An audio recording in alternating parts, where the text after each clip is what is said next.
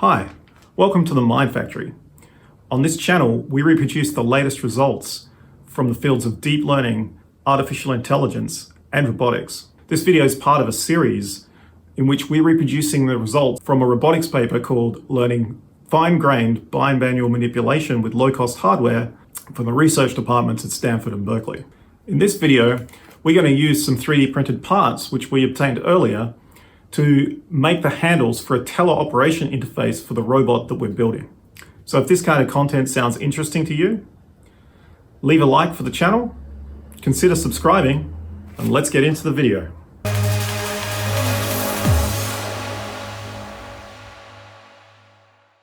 So the first task is to disassemble the end effector of the 250.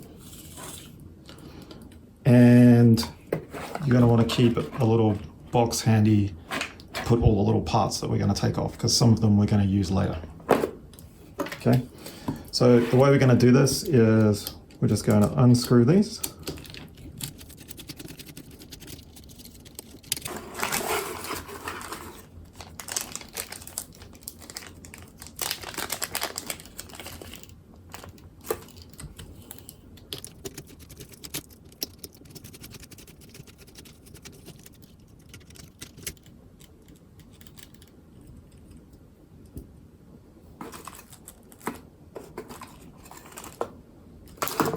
And we're just going to slide these off.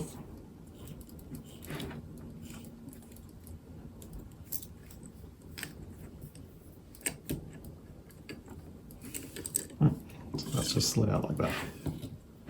Now we're just going to change to a different bit and take these off.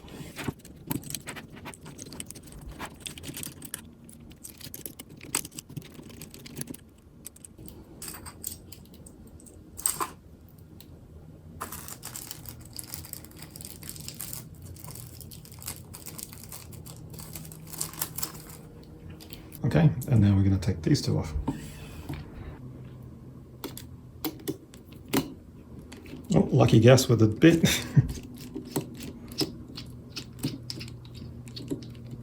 You might just have to try different bits until you find the one that goes in that's the right size. Lucky I got that one first try.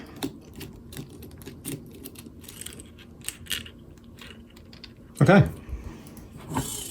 And that is what you're after. Put these away. Okay, so let's assemble the rotor. The first piece, you've got a sort of profile like that. This little rising piece on here is going to face into the robot, like that. And we're going to attach like this.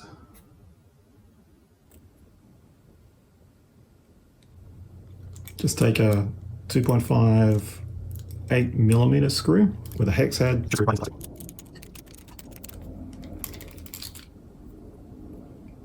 Like that. And here's the final assembly of the rotor. Okay, so next we want to make the scissors. So the scissors are going to fit together like this, but this piece isn't going to pop in, so you'll have to file it off. You've got a choice. You can file the outside here, or you can file the inside. I'm going to file the inside. File like that, and just keep testing that until you find it pops in. Okay, now that we've got the scissors, you'll notice that in profile, the scissors have this little bridge here. You want to take your slider, and your slider mates with it like this. So you notice the slider has this side that slits. It goes like that. So you'll need to file off this, or file in there, either way, so that you can pop that in. So I'm gonna just file off this piece. Okay, and then once it's filed, just fits in like that. And here it is with both blocks installed. At this point, I'm just going to cut this slot just to make sure it's open. In each of the scissors there's a slot, and I'm just going to cut into it.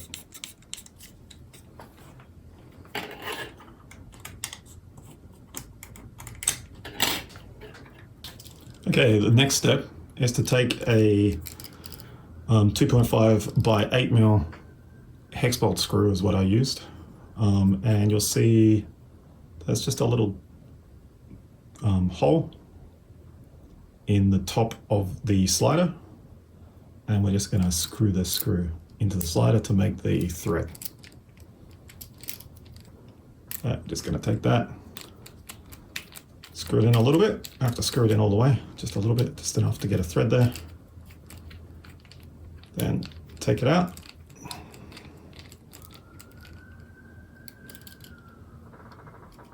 And we're going to do that for both sides. We're going to take the rotor so the riser is up, so facing outwards towards us. And we're just going to screw this in.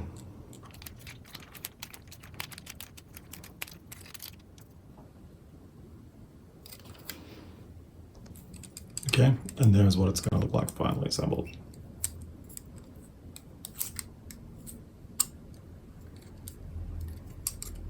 That's not supposed to happen. Okay, so we have this problem where the top of the scissors keeps slipping off. So to fix this, what we're going to do is we're going to attach a little piece of plastic here.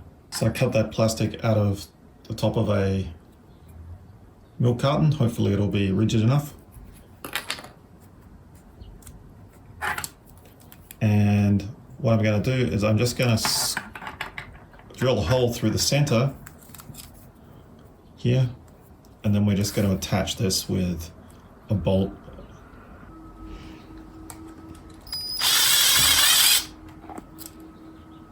Right, and that basically shot right through.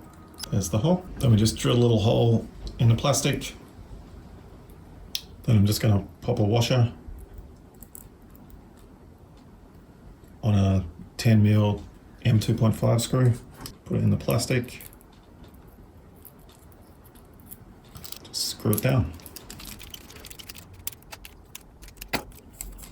There we go.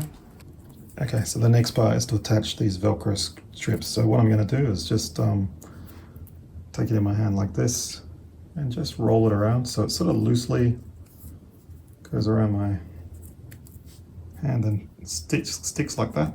So after you roll it up, you'll have sort of an inner piece that is attached to the Velcro on the outside, and then you'll have this single piece of Velcro here that isn't doubled. So I'm just going to put this piece into the slot. Okay, that's in the slot, and now what I have is I have this piece hanging out underneath here, so I can put my finger in there. Yep, that's the right way. Pull this piece up and pull that piece down. And now that's attached.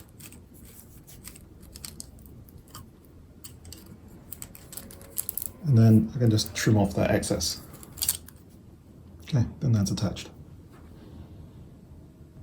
Okay, now you want to go through the parts that you saved before and find the two screws that was screwing in the rotor on the original end effector. So you want these two screws here. Okay, now we're going to take the 2.5 drill bit and we're just going to drill out these two holes just enough so that we can put one of the hex nuts in it. So you'll see what I mean in a sec.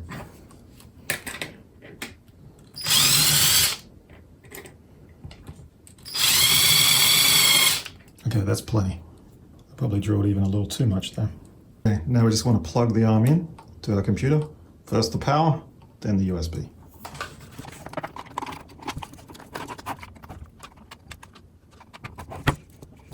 Quick video on using the Dynamixel wizard. First part is you're going to want to download it.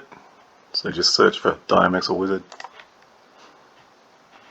Download the one that you want for your operating system and then install it. Okay, so once you're in Bimanual Wizard, the first thing we're going to want to do is go to Options, unselect Protocol 1 and Modbus RTU, so you've just got Protocol 2 set.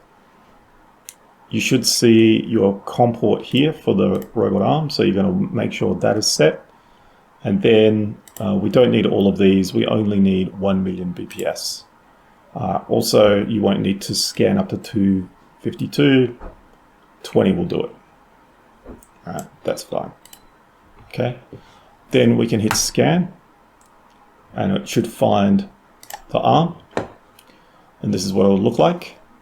And then the end effector servo, so the rest of these are arm servos that control the arm position.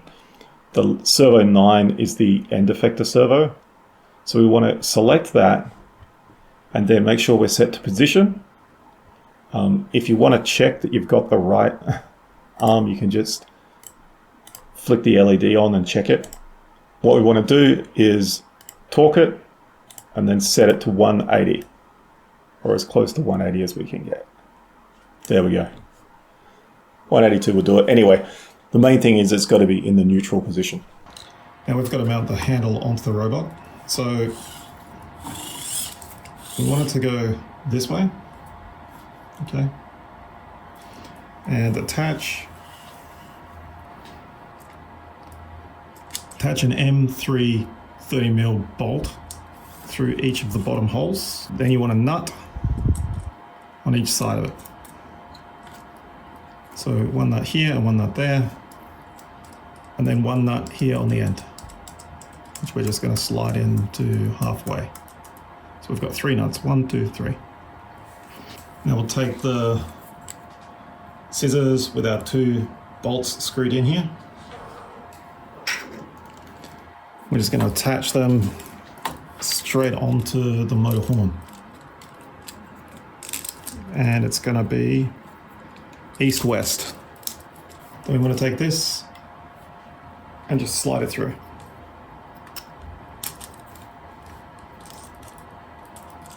There we go. Then we'll just take a T-nut and we'll just slide it into the end. And then lift it up.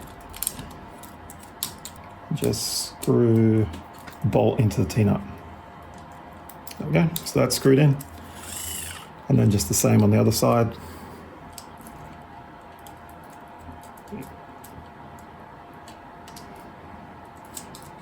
And flick this inner nut to the end so that we've got the full displacement.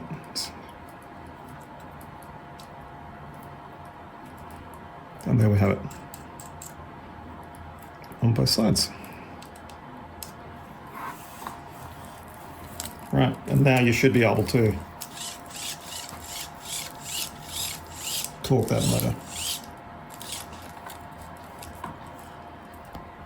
Okay, then we just want to screw in these M2.5 10mm nuts. This has a little opening on one side, so that goes towards the back to create clearance for this cable here. So it just slides on like so. Take the handle. Handle also has a little gap in it.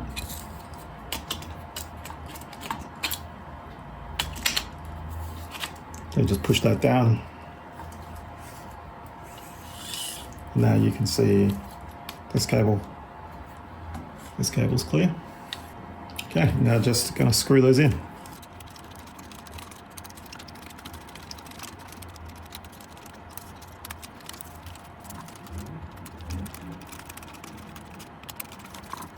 Okay, and here's the finished item mounted on the robot.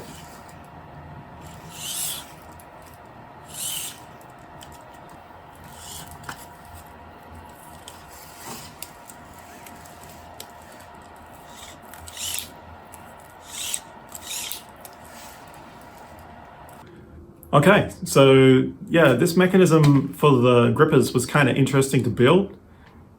Now, having sort of put it together, I can already see like a few little improvements that I would make if I had my own 3D printer. And maybe I'll do those improvements in the future, mostly around the ergonomics of the handle design. But, you know, for a basic design, it gets the job done, and I'm quite happy with the results.